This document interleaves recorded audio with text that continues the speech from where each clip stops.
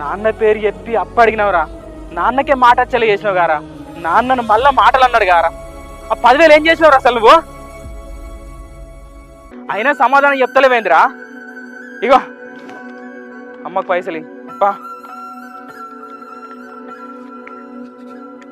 అమ్మా ఇగో మొత్తం 45.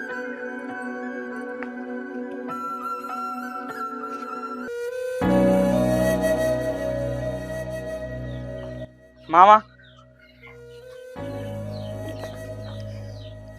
ఇగో 10,000. మామ 1వ తారీఖు ఇస్తా అన్న, కరెక్ట్గా 1వ తారీఖుకి ఇచ్చింది. మాట తప్పనే మామ. బాప అన్నాడు మనకి ఎన్ని అవసరాలు ఉన్నా కానీ ముందుగాలు ఆ 10,000 మామకి ఇవ్వపోరా అన్నాడు. మా దగ్గర పైసలు లేకనే మామ నీకు ఇచ్చుడు కొద్దిగా లేట్ అయింది, అంతేగాని ఇంకేం లేదే.